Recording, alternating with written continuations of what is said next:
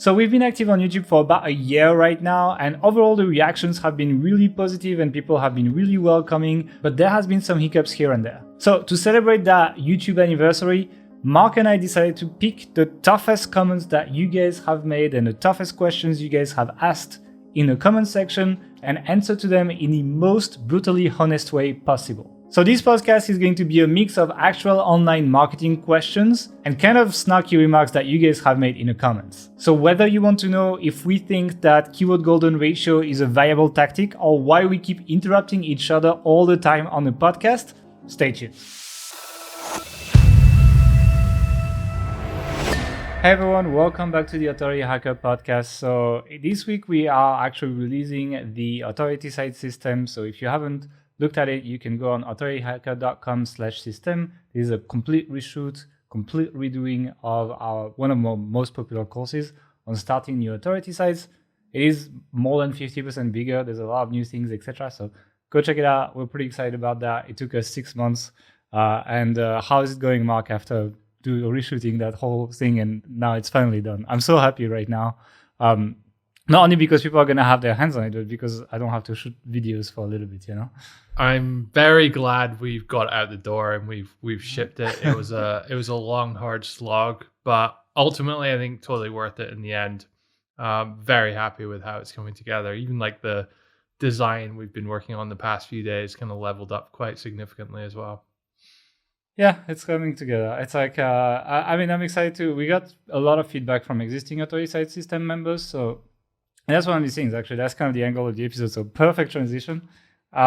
We use a lot. This time, we really used a lot of feedback. I was actually checking the feedback spreadsheet. There's like close to like 100 pieces of feedback from people that already checked it out and dropped notes. And we've already edited things and fixed things, etc. And we'll keep doing that. But like, it was really important for us to make sure that we understand the issues people are having when they're building sites and like really hit the nail on that, because I feel too often when like I took courses online, etc., there was some really crucial questions that I was asking that were not answered or not covered, etc. So we did our best this time. I'm sure there will be some edits that we will still do, but I'm pretty excited. And so for this podcast, we wanted to do something a bit similar. We wanted to take your feedback and your questions and answer that. So what we did is we went to the YouTube channel manager, I can't remember, YouTube Studio, and we went through a lot of the late comments that we had, and we found some interesting questions that we were not necessarily answering in the podcast, like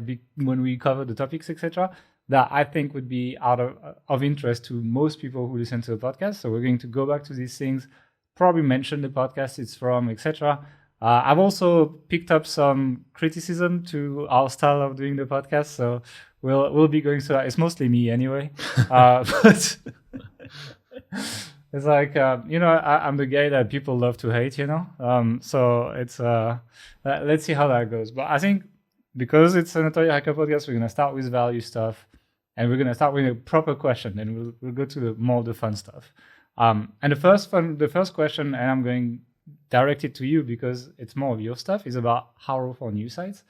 And I think it's on the last podcast we released. By the way, before we jump on this, thank you everyone for the support for the Christmas gift stuff. Obviously, like a lot of people agreed with me on not buying bullshit Christmas gifts, so good job.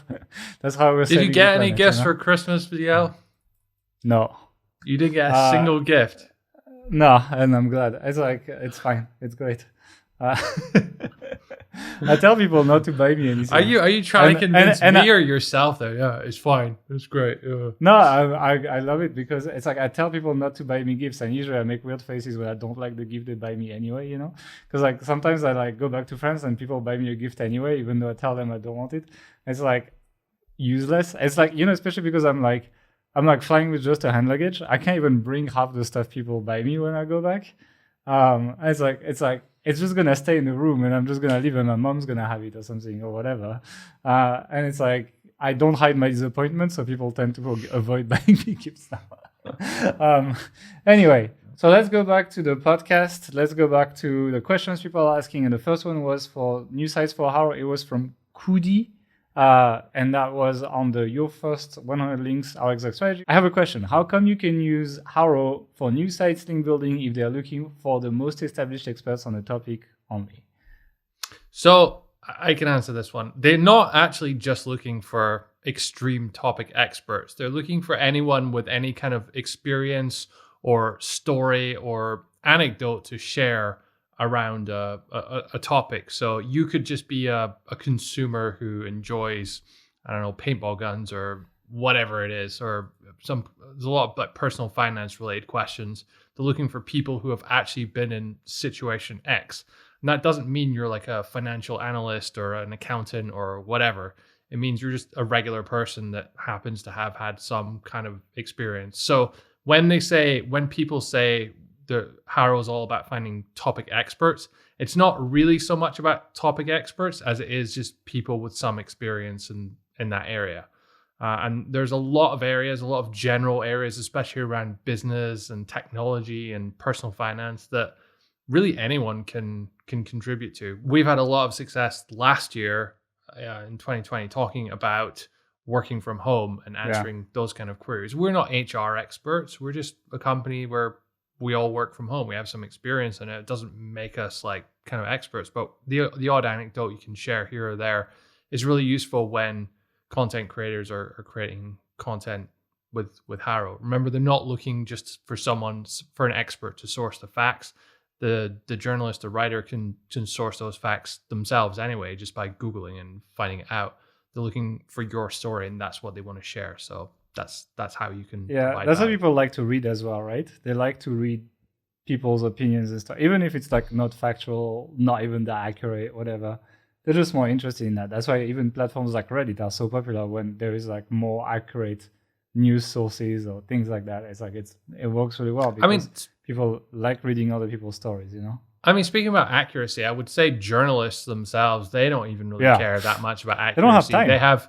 They have a deadline. They have 5 articles that they have to write that day, and they're getting judged by how many likes or shares or views or whatever they get, and whether they get the stuff done in time. So that's all their motivation really is. Of course, they don't want to like blatantly lie, but if they're talking about someone's experience or story, then they don't really have to worry about that. Whereas if they're trying to evaluate truth and what works and what doesn't in something, then they have to think a little bit harder about it, and that takes more time, it's more difficult. So yeah, so like don't worry, you don't have to be a big expert. Already just having a website about the topic tends to put you ahead of most people, to be honest. So it's like, yeah, that's usually enough. Okay, actually a comment there was on the same podcast that this one was one of these crazy ones. There's literally like a whole thread going on of people debating about this, which the comment just say is from CBR and says, "Can you please, in caps, stop interrupting each other?" Well, yeah, and it's like, and then like people are literally arguing of whether they like it or not, and just like making a big debate about that. So, so the answer to the question is no. I wanted to say no. Okay. The answer to the question is no. We can't stop interrupting each other. This is actually how Gael and I interact with and have done for the past 11 or so years. It's not done out of any kind of malice, like, oh my God, shut up, I want to get a word in kind of thing. Yeah. It's that we both care a lot about the thing we're talking about and want to like contribute a lot of value to the discussion. We're both actually quite logical people, I think, in that we recognize when the other person has something of value to say, and so we'll sort of let the other person have the floor when they have something to say. I'd also say that when you're watching this, sometimes our video editor will cut it together a little bit faster. So whereas we were having maybe like a longer drawn out pause when we're trying to think about what to come up to next, it might just be a harder cut to like Gael interjecting with something. So that may appear to be more interruption than is that actually the fact. But we don't really want to change this too much because, as I said, this is how we actually interact. And I think this podcast should reflect that, and it shouldn't be a scripted, perfect version. Yeah. Where I think they perhaps do have a point is sometimes in Gael's interviews with other people who maybe don't know him as well. We're gonna talk about that. Okay, we'll get onto that later, but that's part 2 of this issue. Yeah, we literally highlighted like all the stuff people write as well. Yeah, it's like the thing is like for me, the framework of this podcast, and I've said it for like several years, is you are at the bar after a conference, ICO conference, whatever, you're talking to someone, but you've had 2 to 3 beers. That's, in my opinion, that's kind of like the point where people actually open up and like talk about the stuff they would never mention in the actual corridors of the conference, and like you actually pick up just information, but they're not too drunk, so that it actually gets completely off topic and useless, you know? So it's like, for me, that was, for example, when I did the podcast with Noah Kagan, which is a long time ago, I literally briefed him for 5 minutes on that. And I was like, that's how you have to be. It's not very hard with Noah, but it's like, yeah, it's like, I tell people it's like that. And if you're in a bar with your friends, come on, you interrupt each other all the time, and people are like shouting over you and shit like that. And it's like, obviously it's working. People are listening and commenting and liking and everything. So people like this format as well. I can understand it can be frustrating if you're listening to something that like Mark was about to say, and I just go and cut it or whatever. But well, that's the price to pay. Leave a comment on the video saying so, and we'll maybe answer the question or get back into it in one of these episodes. So yeah, exactly. Okay, let's jump on to the next proper question. So the question was asked by Chris Pham, who asked, is it better to apply for affiliate programs before or after you create content? Might you spend hundreds of hours creating content only to get rejected by the very advertisers which you intend to promote? Isn't program rejection something to be concerned about when you're starting a first site? Yes. So you do have to be concerned about it, though I wouldn't worry too much. In the authority site system, in the new version of TAS, we teach people to create a kind of initial V1 of your site where you have just a basic 10 or so info articles that fill out your site, look valuable, look like looks on the homepage. Look like you've created a decent site. And it's not just a thin affiliate site with like no value add content and whatever on there. So if you do that, and then at that point when you have say 10, it doesn't have to be that exactly, but say 10 articles on your site, the homepage is full, the navigation menu's working, all the breadcrumbs are there, it's all structured nicely. Then you apply to affiliate programs. You have a much higher chance of getting accepted at that point than if you apply with a blank site, because you almost certainly get rejected. Some people will wait a lot longer till you have like 50 articles live or something. I don't think that's necessary. And indeed, every time when we've tried to apply for an affiliate program with just a bare bones site up there, then we've been able to get in. That doesn't mean we always got accepted first time around, because affiliate program managers, they're often not that great in telling whether your site's good or not. Often the forms that you have to fill in to apply for an affiliate program don't allow you to give enough information to communicate what you're doing or how good your site is. So you have to kind of go around that. And if you get rejected or if you don't hear back from them, then you need to get in touch with them, reach out to them, share what you're doing, what you've done in the past. If you have any kind of pedigree in the industry, share what your vision is, what you've done so far, what keyword research you've done, maybe what types of topics you're planning, how big you're trying to make your site, how much time you're spending on it, how much you're putting into that. And anyone who does that and is able to get in touch with the right person in the affiliate program is almost certainly going to get approved, because that shows you're enthusiastic about promoting them. So that's the approach I would take. Be human, like and it's fine. It's like it happened many times that we got rejected the first time, and then eventually we turned around and got in as well. So we actually got funny story. So back in, I think it was 2012, 13, we got rejected from Amazon actually. When they looked at our site, they were, oh no, it's not good enough. And it was a pretty good site that we had on there at the time. At least for 2013 standards. And I actually ended up finding a phone number for Amazon. I called them up, and the guy on the phone was like, you could tell initially, he was like, oh yeah, you say your site's good enough, but is it really? And he was about to go and look. And then when he brought it up, he was like, oh, actually, yeah, this is really good. I have no idea why they just did that. This didn't make the cut. And he was able to reverse it. So worst case, call him up. Yeah, it's true. People don't use the phone enough. I think even for especially for individual affiliate programs, for smaller companies, it's not so hard to reach the people internally and so on. And I think you have a good chance of actually reversing a decision by just calling them up, because people never do that. Like, it's easy to reject a contact form. It's harder to reject someone you have on the phone. So yeah, especially if you have like a bit of a backup story.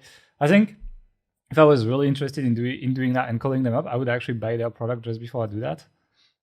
So that you're also in like the customer list, etc. And then it's like, I would say you have a pretty good chance of doing quite well there. So yeah, it is a legitimate risk.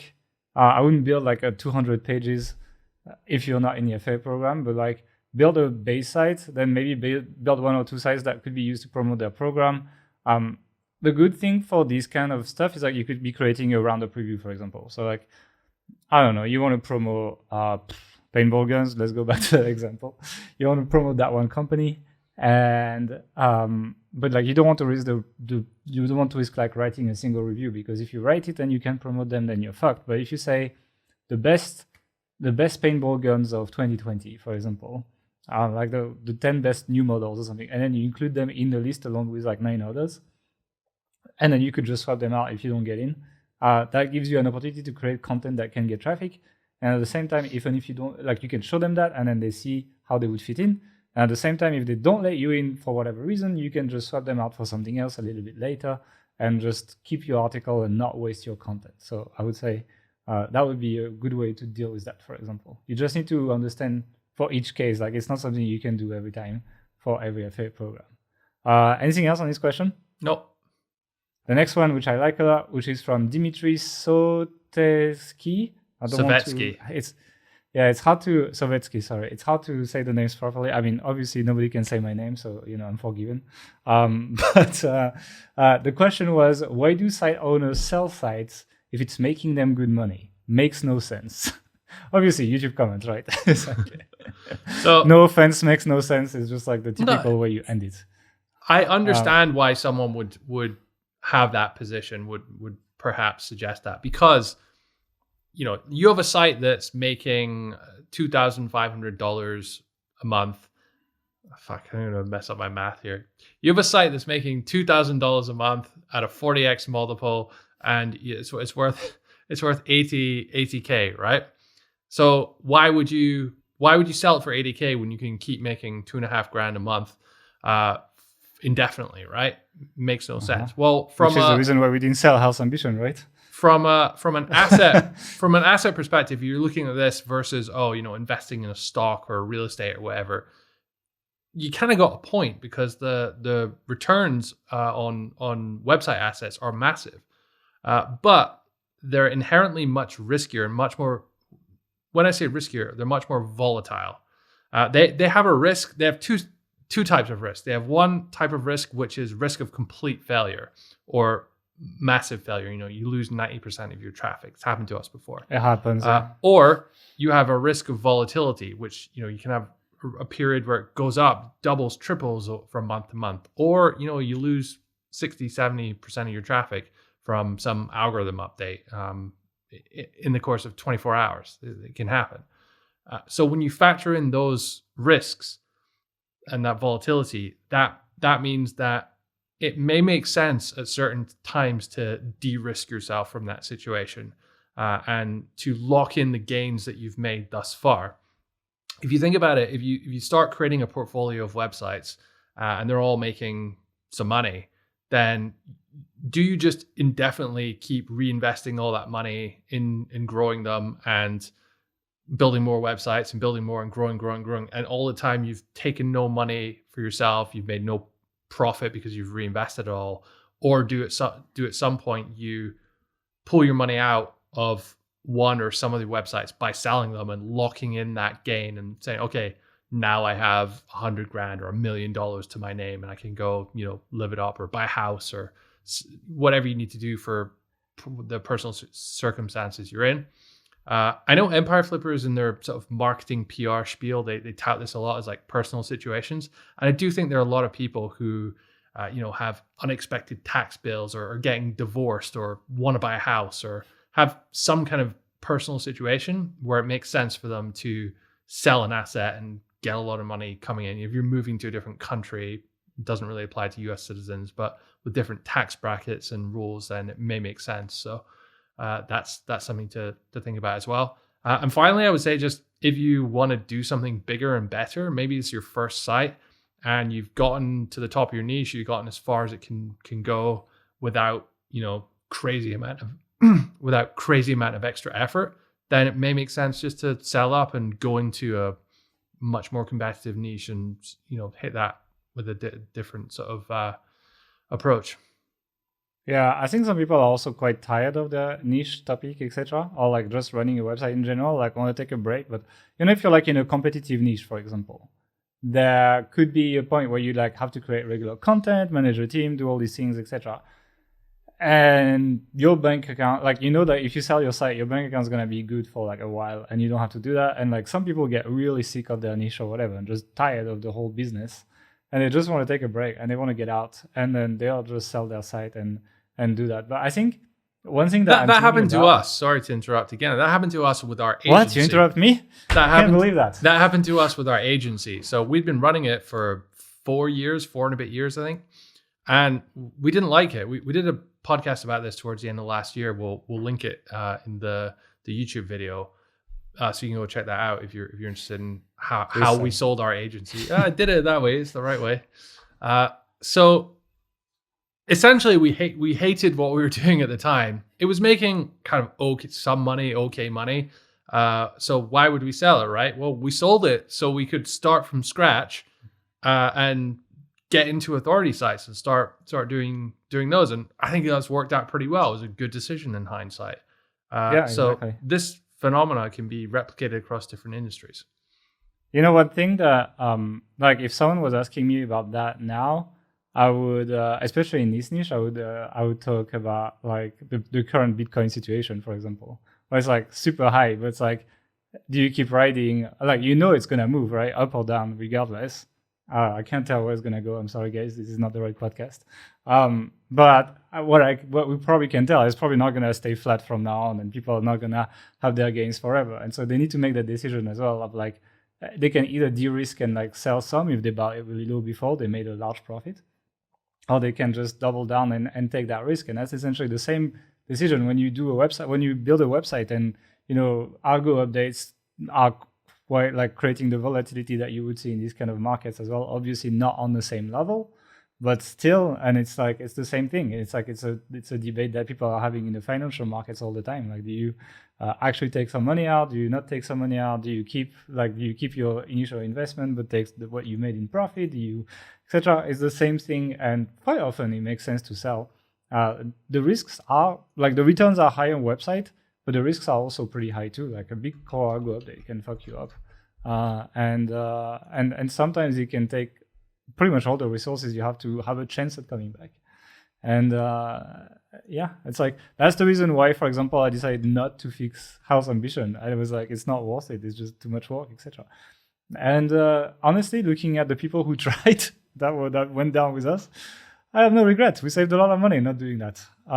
So that's why you sell, and that's why we should have sold a little bit before that. Okay, let's talk about another fun comment.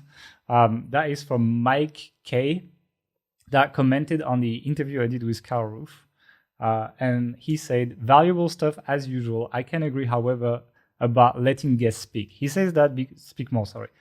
He says that because some other people said, some guy commented, invites an expert, talks more than half the time or something like that.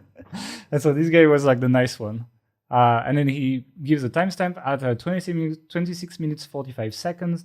I was interested in what Carl Roof was going to say, but Gael kind of bulldozed over him and then moved on to the next topic without letting him finish his thoughts. Don't take this as a negative comment. It's not meant to be one, but rather as a comment about something that I think could be improved for viewers' listener experience. So you can go and check that out on the thing. Actually, for that one interview, what happened is that was the second time we shot it because we had big technical issues the first time. And my camera was shutting down literally every 5 minutes because it was overheating. And so we had to rush this thing so we can actually finish it so that Carl can go to the next thing he had to do. And we shot for more than 2 hours, even though the final interview is like an hour or something. So there is a degree of like me being used to interrupt Mark when we talk and kind of like doing the same with guests. And honestly, I think is the format of the podcast, and I wouldn't change that completely. But for that one interview, there was actually, we were both quite annoyed, to be honest. It was quite difficult. And it was the second time we did that. So all the stories we told, etc., we all knew them as well, because we had done that same podcast the day before. So that was a pretty tough one. But I also think that interviews should not just be about the guests. There's millions, like Caro, he's done how many podcasts? He's done all of them. And it's always the same questions and it's always the same answers, etc. I think it's more fun to challenge people and like debate with them, try to push them a bit, or try to like also compare notes and experiences. So like sometimes he will say something and be like, oh, actually I saw this on my site, etc. And I think it makes it more interesting. I mean, like he did one on Lionzeal, he did one with Surfer, he did one with Charles Float, he did, like, you can go check these ones, which will let him talk more. But usually when we do these podcasts, it's more a bit, it's not like that, but I like the idea of it's like Carl Roof versus me or something like that, even though like he's way better at some stuff than me, etc. It's more like a little bit of challenging the same way we do with Mark, and we will keep that format. And if, to be honest, I've done many interviews where people were unable to answer to the challenge. And I'm not going to give names, but we did not release them. And I was like, we finished the interview, and I'm like, sorry, not good enough, and never released the interviews. And I've done dozens of these, and I've made quite a few enemies from that. But I think that is what makes the podcast interesting. But if for that one sentence, maybe you were right. It's like I haven't checked it exactly, but it's possible because we had all these technical issues. So sorry about that, but there will always be a degree of challenging the guests, comparing notes, etc. when we do our episodes. Just that one was a little bit special, basically.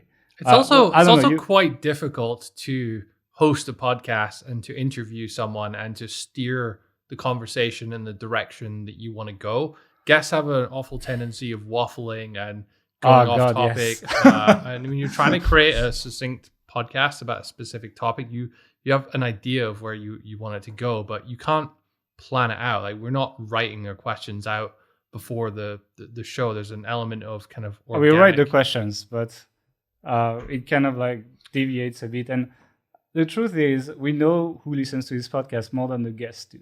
And like very often they'll go over topics that are not interested to them. Not talking about Karuf here. Karuf is like really spot on. But some other guests are like a little bit more like, you know, if you invite an accountant or if you invite a lawyer, if you invite something like this, like, it's a little bit like they'll go into stuff, and I know that people are gonna roll their eyes and be like, "Talk to me about link building," you know. And so like that's something where we need to kind of steer it away. Otherwise, it gets boring. Otherwise, like you say you want it, and then you get it, and you just hate it anyway. And I honestly, really don't like writing the questions out beforehand. I like having some topics that I want to cover, and then trying to direct them that way. But just if you try and prescribe it in advance too much, I find it almost becomes a bit too scripted when interviews inherently not a scripted environment. One thing which I found works really well though, which I've been doing with all my guests recently, is having a short like 10-minute phone call a week before the show, just to talk about what we're going to talk about. And I found that helps get rid of a lot of fluff, especially the stuff at the start. Like, tell me your story and how you discovered SEO and all this kind of bullshit. So, yeah, nobody. I mean, it's fun for 2 minutes, but like if it lasts more than that, it's like, yeah, okay, we've heard this a million times, you know. Yeah, and so it's. I mean, we're gonna get better at interviews. I think we're gonna do more next year. We have some really good ones coming up in sort of end of January, start February time.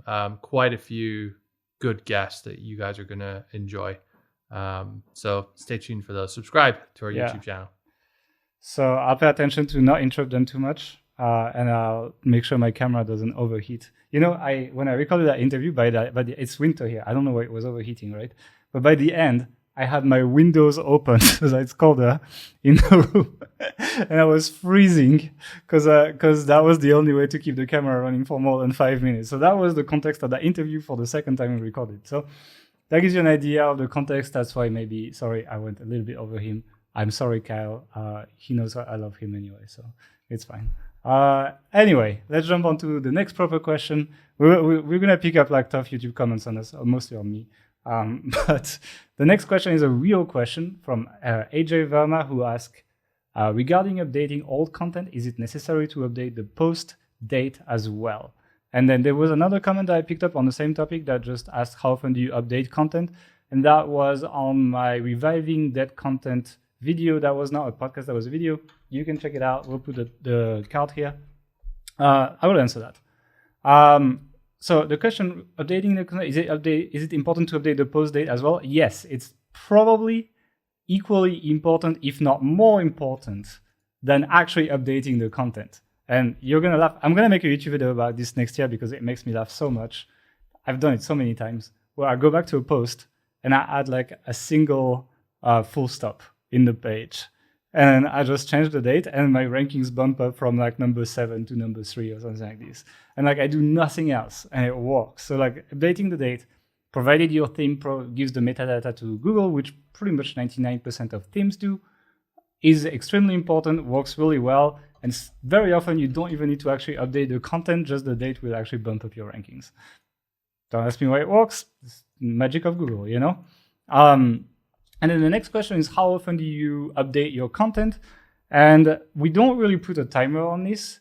The way we do that is we monitor the rankings of a given page and organic traffic, right? So the way it works is your content is gonna usually kind of like bump up as you update it and then slowly fade off, right? It's going to slowly go down as time passes and it gets there's better versions available on the competitors' websites and so on, and Google will slowly demote you. And usually at some point it just falls off a cliff, you know? It's just like, it goes like minus 40% traffic in 2 months or something like this. And that's when we decide to update our content. So we monitor our analytics, we monitor our rankings, and then based on that, when there is a big fall off in traffic, or let's say in the last 3 months it went down quite a bit, but regularly, then we trigger a rewrite or a revamp. We just basically Google the keyword again. We check all the sections that the competitors that are ranking today have, that we may not have. We check the sections that we have that these guys don't have. Kind of like refresh everything, redo all of that, check the word count, etc. Because what it does when you do that as well is it kind of like re-updates your content for the current version of Google. So let's say there was a big core update not long ago. I don't know what changed, but maybe like 3 months later, I will notice that maybe the average word count of the pages that rank is 1,000 words less than it used to be before. Well, then maybe I will adjust our content to be a little bit less or more if it's more, etc. So there's no time, but rather an indicator of how much Google loves your page, and it will fall off a cliff at some point, and that's when you update. So that's basically the answer. Let's do the next one. Do you have anything else? Nope. All right. So the next one is from Mike H. It's a fun one as well. It's not a question, which says, it was in my interview with Matt from Money Labs. And he commented, "I'm sorry, but you are really hard to understand, interesting videos, but they are difficult to get through." So I guess Matt doesn't speak very well. That's my only, he needs to work on his speech, and that's why he's struggling basically. But it's okay. It's like, it's not because he has speech problems that we should invite him, right? So I don't know. That's not very nice, basically. I think he was talking about your French accent. Yeah, I don't know. It's like, what can I say about that? People, there's been quite a few of these comments, actually. Legit, Gail and I have had conversations about, Gail's like, should I take a accent reduction class or something? One of our friends took like an Australian accent class once to do a YouTube video. Yeah, and it was really like crazy good actually by the end of it. So we're considering that, but I don't know. What's your current thoughts on changing up your accent, Gail? It's kind of like, I was gonna say it's like Michael Jackson trying to be white or something. It's like that would kill my identity, you know. It depends. It's like, if it really depends.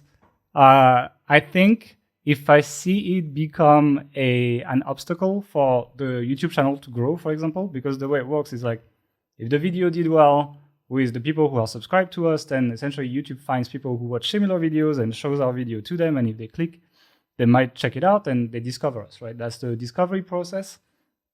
And so people who know us and subscribe to us might be forgiving of that fact. But the people that are like them, that YouTube selects to expand our audience, may not be like that. And that might hurt us to the point where when YouTube gets our video to a cold audience, their metrics may be really bad, and then we struggle growing, right? So if strategically it makes sense, I'll do it. I haven't seen a proof of that yet. Maybe what we should do is we should make a video where I move my lips and you speak at some point, and and then we see how it works with the cold audience or something. I'm gonna put you on the spot here. I want you to do your finest British accent, like the Gareth Dane accent or the real one. The real one, the Queen's English.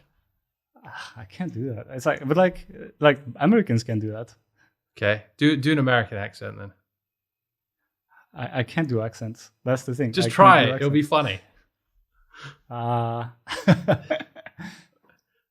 don't know. I don't know how to do this. I can recognize it, but I don't know what intonations I should use. Like, I just know, like, if you speak like a Canadian person, you say a boat and stuff like that, but that's about it, you know? Do a Canadian accent. Hey, mate, how about you, Mark? Okay, stop. Yeah, exactly. I can't do that. Anyway, we might cut this. Sorry, I'm not a native speaker. I'm already doing much better than the average French person. I think if I spoke slower, I'd do better. So I think speed is what I can work on rather than accent, in my opinion. If you want to comment on my accent, go ahead. You know, I put this... Okay, let me just give some insight to the strategy of this segment to the audience, right? The reason why we put that segment in there, even though it's weird for me, is because people are going to comment like crazy about whether they are annoyed with my accent or they love my accent. And then when you guys comment, that increases engagement on YouTube videos, which in turn gets us more reach with the video. So just giving you guys a bit of insight. Here's a free online marketing lesson. Talk about weird stuff, cringe stuff, etc. And people will comment and interact with your videos, and then you will get more reach on YouTube and platforms that work on engagement. Let's jump on to the next one. Which was category slug NoIndex. So Nadeep Kumar asked, should I make category slugs NoIndex or index? I mean, this question is asked wrongly, because when you say slug, it means like in WordPress terms, it means the URL, right? Like it means not the URL, but like, you know, what is after your domain name? That's the slug. So the question, I believe, is should you index or no index your category pages? I don't think that you should no index them, but I think you should make them better than WordPress makes them by default. So like a default category page on WordPress is going to be 10 posts, and then just pages and after pages of 10 posts, basically. That's the default. And it's a bit shit. That's a bit shit because there's only 10 posts on it, first of all, and Google will happily crawl hundreds of links on the page. And then let's say you link to your category from your navigation, from your top navigation. What happens is that let's say your homepage gets the most links, like most sites, and then you have a link from there to that category, but then only 10 posts benefit from that link because there's only 10 posts on that page. Whereas if you even just revamped it to have 100 posts, 100 posts would benefit from that, and like the link juice would be more equally distributed on your site from a point of view of like site architecture, etc. So the default WordPress categories are shit. I tend to prefer building hub pages. So if you go on, for example, authorityhacker.com/affiliate marketing, you will see what we do with category pages, and you can overtake them with Elementor, and that's what we do usually.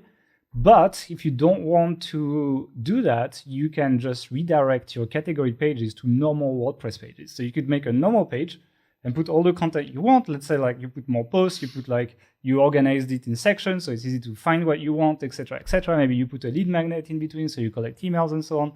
It's like a nice page about, you know, affiliate marketing or link building or paintball guns, whatever you want to do. And you can take a plugin on WordPress, like redirection, for example, or you usually have it in SEO plugins now. So if you use like Rank Math, for example, there is a redirection, section in there, and you can just take the URL of your category page and then just put the URL of your custom page that you built to be your category page, and 301 redirect that. And then what's going to happen is every time there will be a category link, it's going to be redirected. And since Google announced that they don't drop PageRank through 301 redirects, you don't lose any value by doing that 301 redirect, like you may have been doing in the past. So that's my recommendation. Don't NoIndex them, but make at least custom pages to replace them, because WordPress by default is pretty shit for category pages, but hot pages are really useful to distribute link equity. Anything to add to this? Nope. Was it hard to understand? Kind of. Tell us if it was hard to understand. Okay, geeking out. So why don't you read the comment if I'm hard to understand? Like, why am I reading them? This is because you're the host, and you have the commentary team where why am I the host? Someone says just because you always do the intros. So someone says like in the commentator, like when you're talking about sports, like this is what's happening, and then another person comes and gives the insightful commentary and micro analysis. So you want to be the expert. Yeah. So you get the HARO link. I see. Okay. Kind of. So this next question then is from Daniel Donchev. Daniel Donchev. And he says, you guys are living the dream, geeking out on this kind of level, and then goes on to like give us some praise about our course and stuff. And the reason I included this in the list, even though it's a comment more than a question, it's because it was kind of cool. Like we spent the whole day creating this podcast with like 7 examples of affiliate sites and what they were doing, and just going into it. Card up there. People can check it out. Trying to figure out what they're doing, how they got to where they are. Some of them had really low DR. Some of them had loads of links, or they were really, really successful link building campaigns. And it was just cool. Like it was fun to spend all day, geeking out and doing that stuff.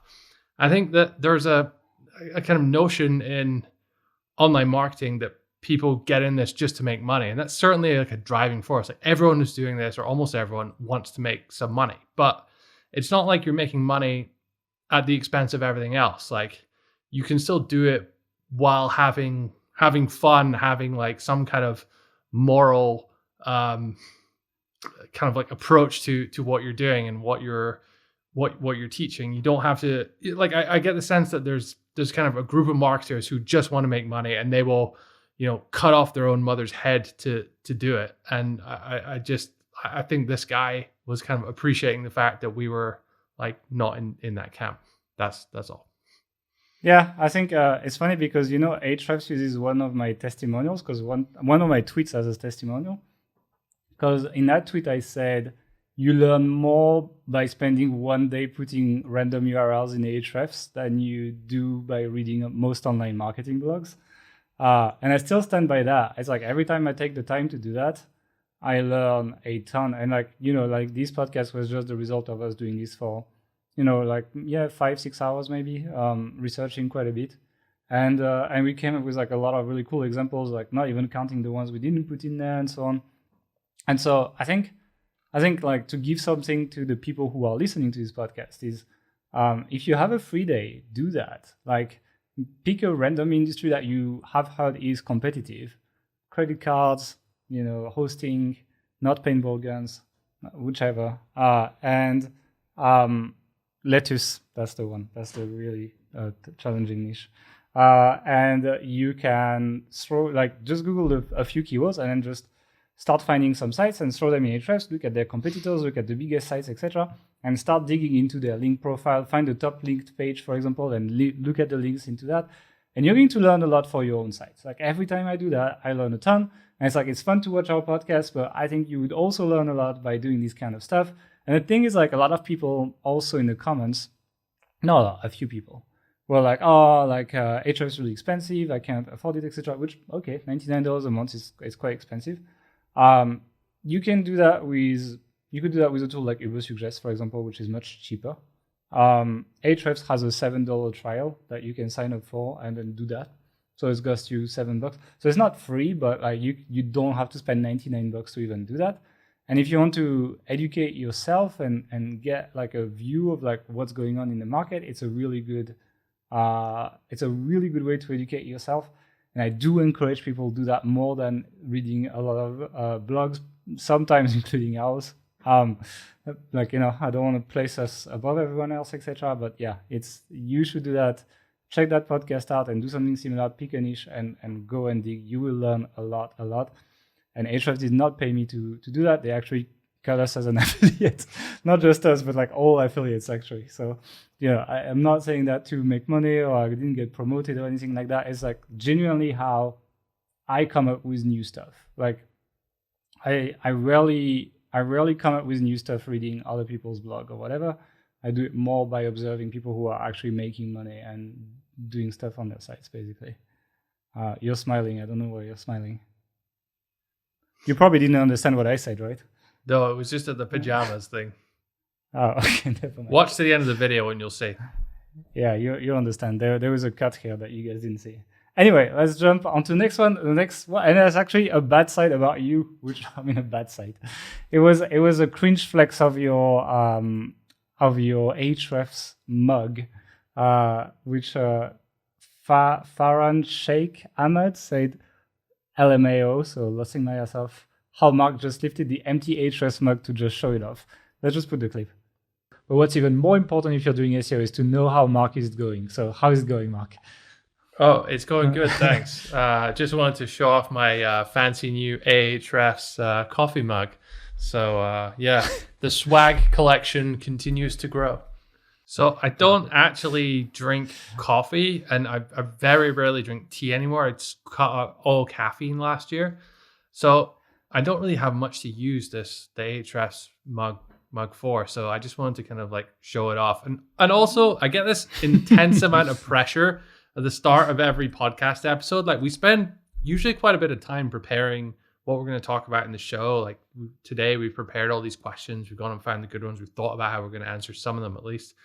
And then Gael always starts the show with, so how's it going, Mark? And I'm like, I feel like I have to perform and come up with this ingenious, witty, sharp answer to every single one. But honestly, it's just like, yeah, the same as normal.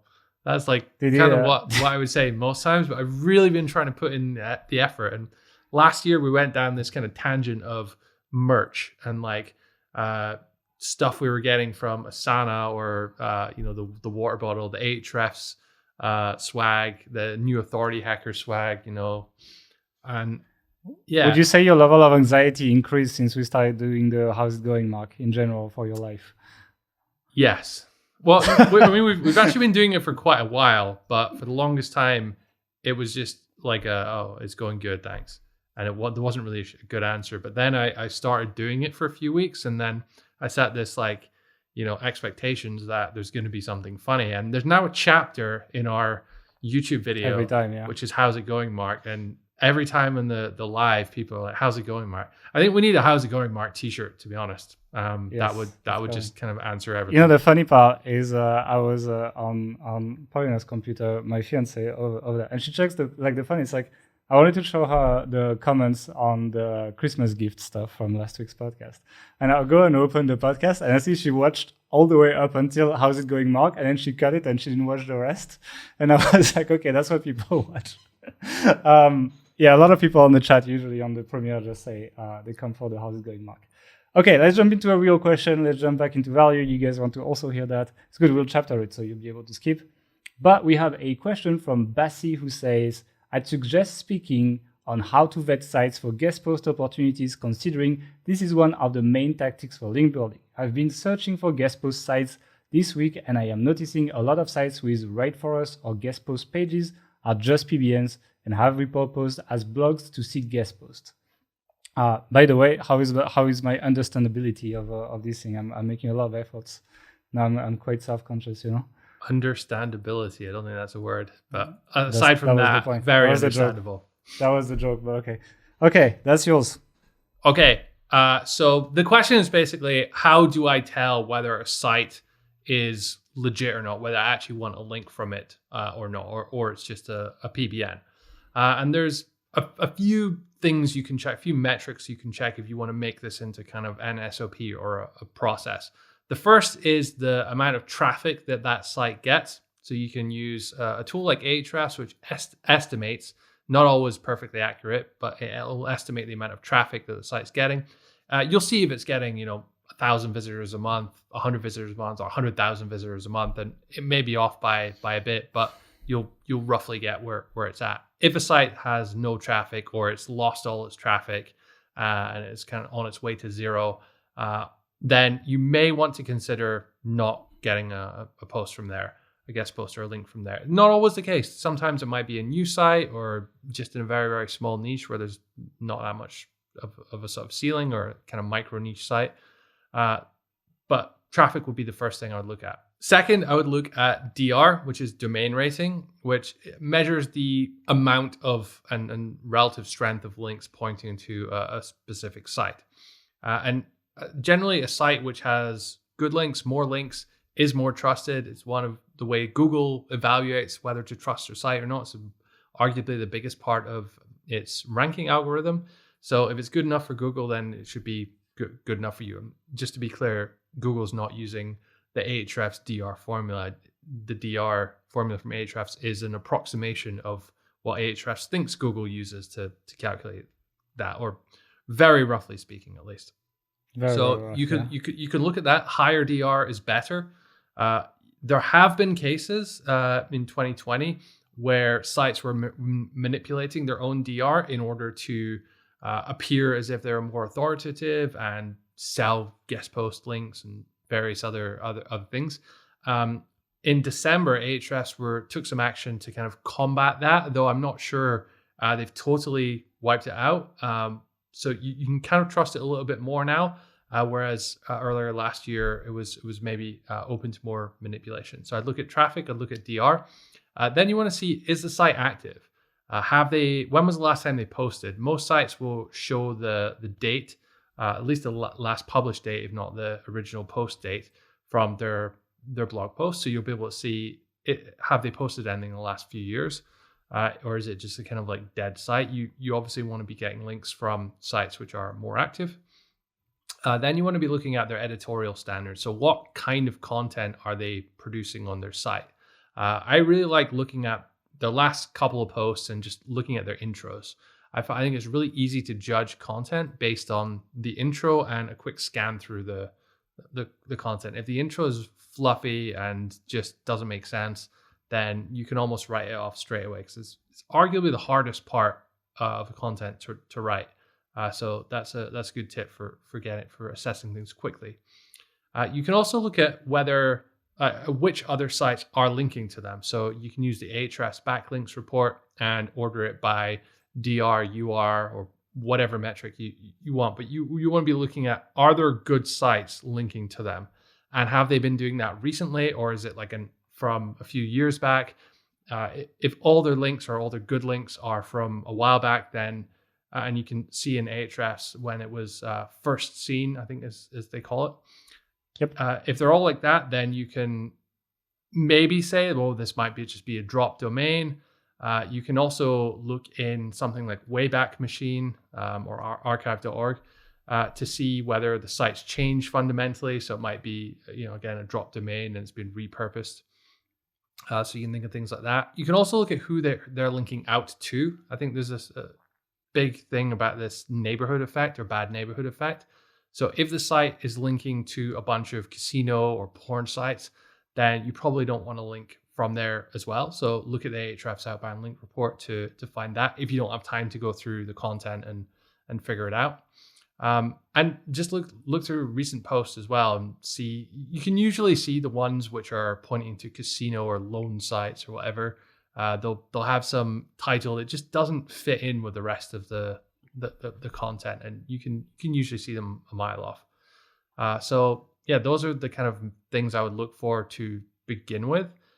It's not always conclusive, right? You can have sites that kind of do look like shitty PBNs, but maybe it's just the person's first site and they don't know any better, or they don't really know what they're doing.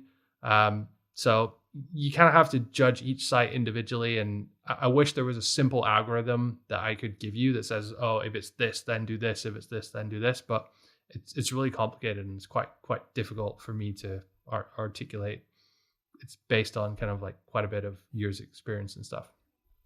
Yeah. Also, look for top pages by links, and then I look at like spammed pages, tier 2 links, etc. That's one of the big ones, because Gray had people do that. So it's like you quite quickly find it because they will have lots of linking root domains.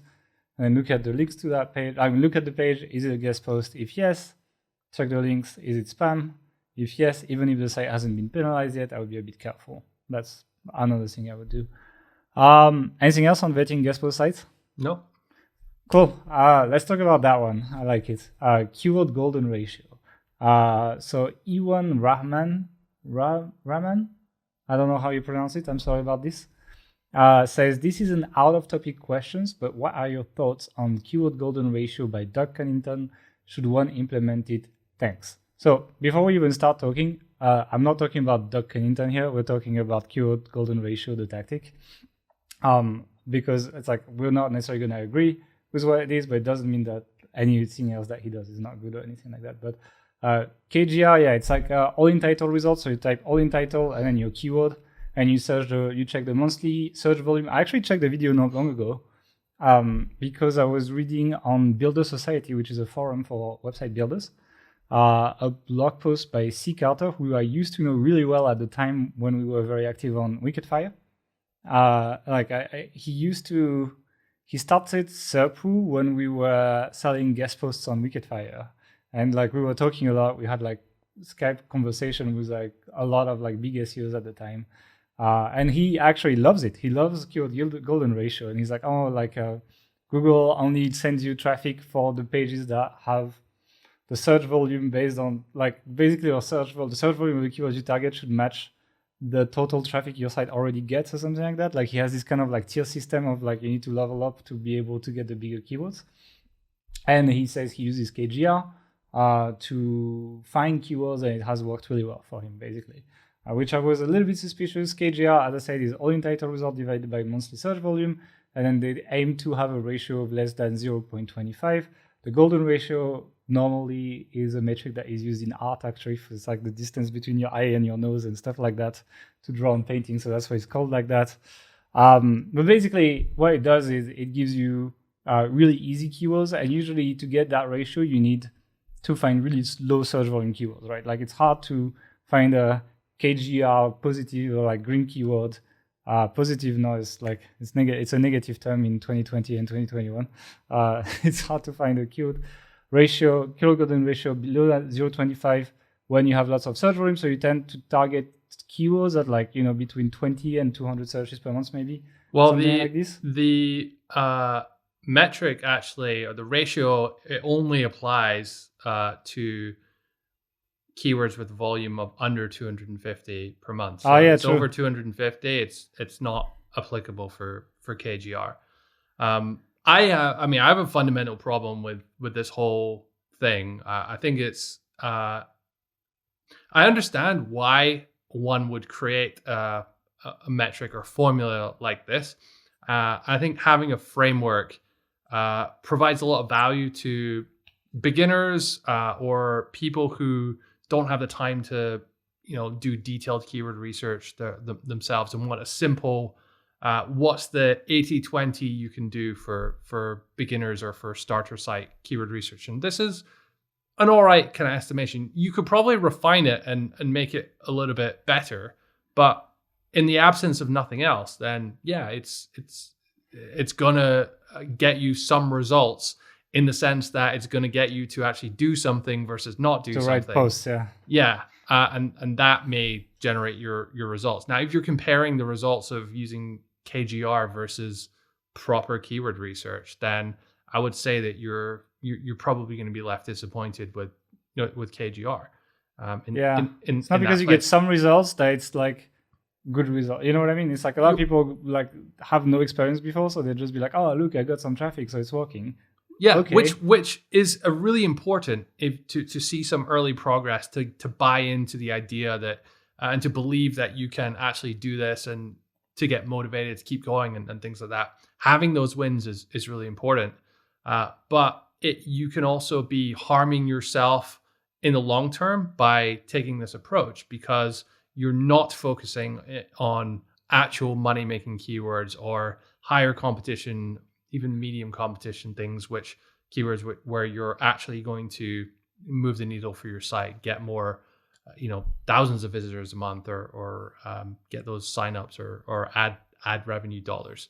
I think with KGR, you're pigeonholing yourself into keywords which have very low volume and very low competition. which, if you think about it, if no one's searching for it, if hardly anyone's searching for it and hardly anyone's trying to compete for it, that's probably a good signal that they're not worth competing for. Now, that's not always the case. And you can find some nuggets in there for sure. But would you have found those anyway with just doing proper keyword research? Yeah, it's not just that. I think, you know what it capitalizes on? It capitalizes on the fact that many keyword tools massively underreport search volume. And it makes people write for these tiny keywords, you know, which they would not necessarily go after. So it's like, I think it's just that fact. Analyzing competition based on all in title is complete garbage, in my opinion. It's like you have no idea how competitive it is. Like there could be only 10 results, but if they're all by big sites, it's like you're still quite fucked. And I'm sure you will find these keywords, for example, in a financial niche. Like when you talk about stock tickers, for example, I'm sure like some stock tickers will have, like some less popular stock tickers will have low all in title results, but these ones will be from big sites, you know, like they will be the bigger comprehensive sites. And that doesn't mean that you can write about it and you're going to rank for it. Like it's not going to happen. So that's an example of where KGR, I think, for example, would not apply.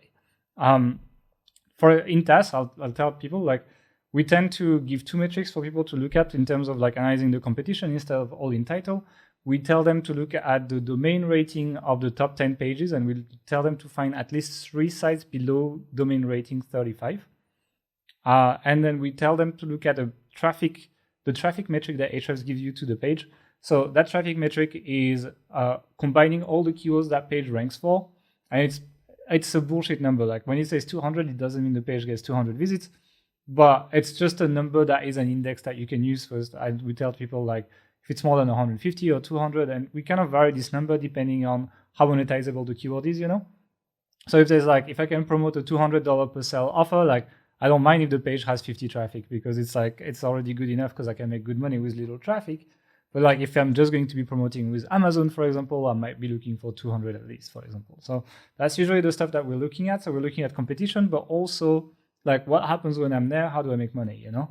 And I think it's a better approach than just all in title.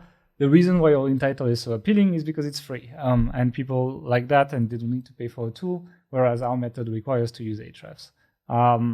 But it's like I'd rather pay some money to save me a lot of time in not writing the wrong content, and that's kind of like something that we try to explain to people. Is like that information is literally your time. If it costs $99 but you save 20 hours, is your time worth less than $5 per hour?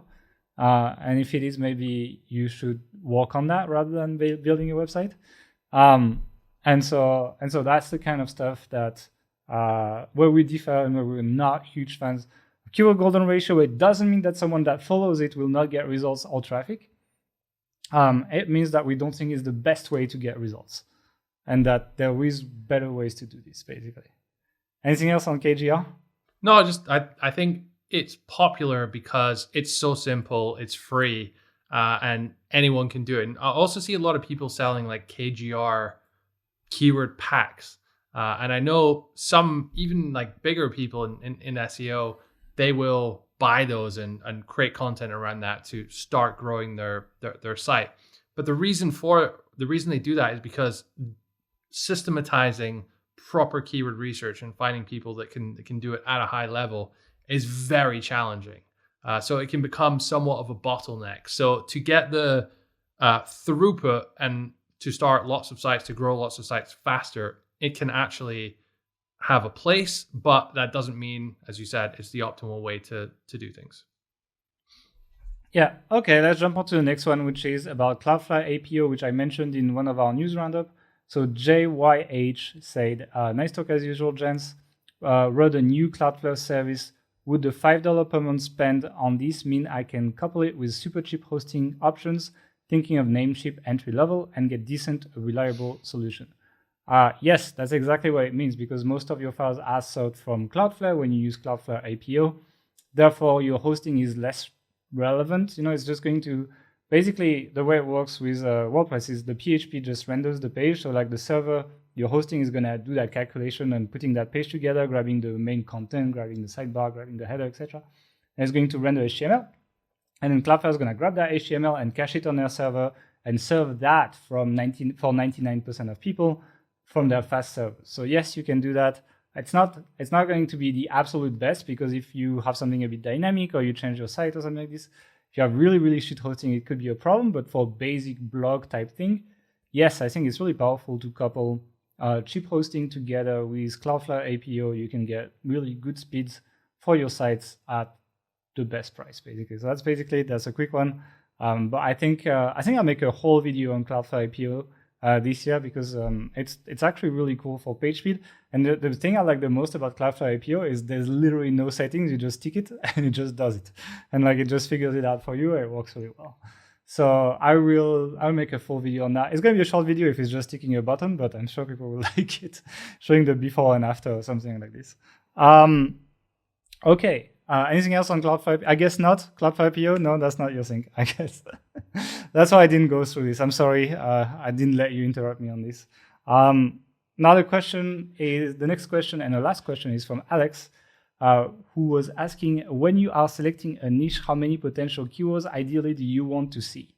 And I think that's going to be coming back to an argument I made during the KGR argument, which is that it's not really about the number of keywords. Like I'm willing to write a page that has less traffic if I can monetize it with a more profitable offer, and vice versa. I want more traffic if the offer makes me less money. It's the same with the niches, right? So I still like niches with a lot of keywords, because what it does is it spreads the competition. And it has happened that we went into very, very competitive niches, but they had thousands of keywords, and you're able to find gaps. Whereas when there's only like 10 main keywords for your niche, they tend to be extremely competitive and everyone's going after them, etc. So when the niche is broader, there's more gaps that you can find. And that's why, for example, I mentioned the financial market. There is tens of thousands of profitable keywords in the financial niche. So it's a hard niche, but I believe it's very doable for most people who listen to this to get into that niche, because you would be able to, like, I'm thinking, again, like I'm talking about stock tickers. Like imagine if you take different tickers. Like let's say you have an accumulating fund and you have a dividend distributing fund, and people will be VSing these two, right? They'll be like this ticker versus this ticker, and that has like 50 search volume or something, but these people are looking to buy, right? And you can sell them brokerage accounts that pay you $200, etc. So that gives you an idea. I like to find these kind of niches that are highly technical, highly complex with a lot of keywords, but it's not about the keywords. It's about how much money you can make from them. We don't care about keywords. We don't care about traffic. It doesn't pay the bills. What pays the bills is selling stuff and getting a commission or selling your own stuff. And so for that, it's a formula of multiplying keywords by volume, by difficulty, by payout. Basically, it's kind of like that giant formula. And then you don't actually add it up in your head. You just evaluate it. And so if a niche pays low, then I would want enough to be able to reach enough volume. So I would want enough low competition keywords, maybe like 100. I would want at least 100 pages on that site. But some niches with 20 or 30 good keywords, you can already make a site, and it might not be the biggest site. It might not be a site you keep writing about, but you can do that. So don't focus on how many keywords, focus on how you can monetize them. Maybe you have an opinion on this. No, I really don't. Okay. Sorry for raising up your anxiety. All right. Well, we're going to wrap it up here. Let us know if you like us picking up the questions from the YouTube comments and answering them. If you have more questions, you can drop them in the comments. And while you're there, you can also thumb up the video, subscribe, and click on the notification bell so that you don't miss any of our future videos. I am going to do more real YouTube videos coming up as well, so it's not going to be just podcasts. I'm already started to work on some, etc. So I'm quite excited for that. Don't forget as well, the authority site system is up. When do we close it? End of the week, right? Yeah, Friday, I think. Thursday at midnight. So it's not just the regular authority site system that you may have seen many times. We have completely redone it from scratch. We spent 6 months on it. It's massive. It's 50% bigger than it used to be. It has all the stuff that you need to know for 2021. We talk about the new Amazon. We talk about YMYL. We talk about core updates. We talk about all the stuff that may have been newer in terms of building authority sites. So if you want the complete blueprint, go on authorityhacker.com/system. And also, we'll be back next week with another podcast episode. So we'll see you next week. It brought up Sorry, it's How my do you- dog. Yeah.